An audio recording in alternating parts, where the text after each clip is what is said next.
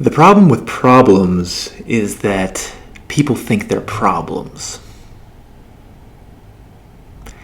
I'm actually not trying to be coy or difficult when I say that. What I mean is that problems are almost always spoken of as something to be overcome by their answers. A problem is like a nuisance, something that is to be avoided at all costs. Or if we have to deal with it, we deal with it only insofar as we come up with the solution, and usually the solution, singular, and then we don't talk about the problem anymore, because the problem just goes away as soon as we have an answer, right? No, I don't think that's right. Problems are actually something much more alive and organic than that problem-solution binary would have us to believe. The image I'm getting in my mind as I'm talking is that a problem is something like a seed. Picture the seed in time-lapse video pushed under the ground, slowly starting to open up into two directions, one going down into the root system and the other going up into the flower, the stem or the plant or whatever goes above ground towards the sun. If the problem is like the seed, then it never actually goes away. It sort of feeds the upward growth of the plant or the issue, and it digs down into the dirt and continues to thrive by sucking up moisture and whatever the dirt has to offer the plant. The problem doesn't go away. It actively lives along with whatever comes along in the wake of the problem. So I'm thinking of examples of this. And recently there was a article in The Black Agenda, which is a left-leaning black blog about, this particular one was about Ibram Kendi and the notion of anti-racism. It was a scathing critique of this very popular notion in the US right now. And I would say that what it does is it sort of highlights the problem with anti-racism, not in the old-fashioned idea of that which needs to be overcome, but more along the seed idea, the growing, living, organic notion of problem.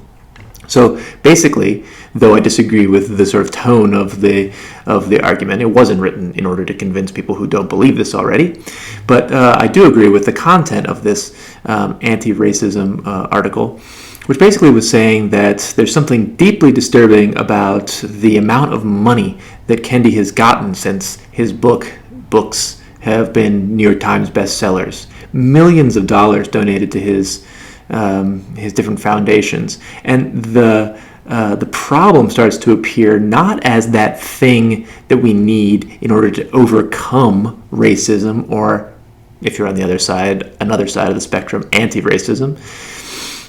That's not what we're talking about here. The problem is that anti-racism as a concept, specifically when deployed through Kendi's terminology or Kendi's lens, is intimately tied up with the problems of with the workings of capitalism. So anti-racism is a money-making premise. Something's deeply disturbing about that.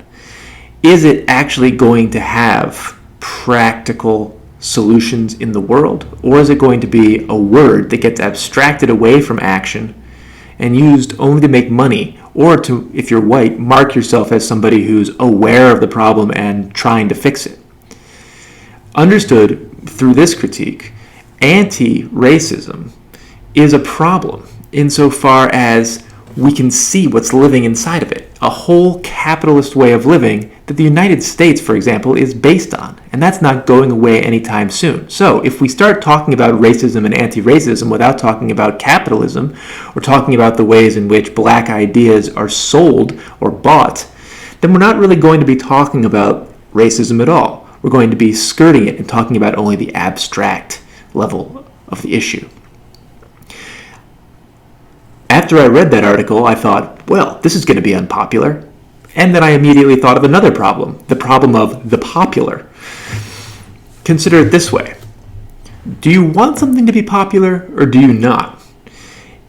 If you're of the old avant-garde persuasion, then to be popular is not to be good art, certainly not to be cool. You don't want the many people saying that they understand what you're doing, because you lose some mystique or mystery of your work. So you wouldn't want to be popular. On the other hand, if you have something truly valuable to say, no matter how complex it is, don't you want it to be popular? Meaning, don't you want it to be taken up by the many? But then on the other side of things, is that possible? Is it really possible for many, like the majority of people, to understand a really complex concept? Well, sure it is, isn't it? I go around and around, and that's actually quite generative in terms of thinking. The problem of the popular is that it's both wanted and not, that there are pitfalls and great strides to be had by developing popular ideas. So if we want to talk about the problem of the popular, we have to talk about whatever the seed is that leads off into these two supposedly divergent directions of something to be wanted, something to be avoided.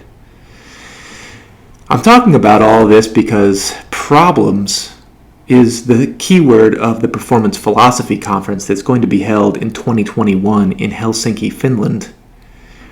The name of the conference is The Problems of Performance Philosophy, and by problems, we really mean this more complex organic living notion of problems.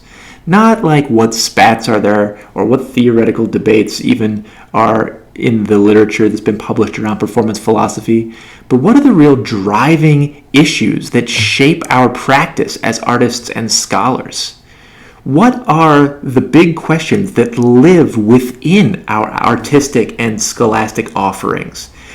These problems are not things that will ever be squelched or solved by articulate sentences or very artistic showings.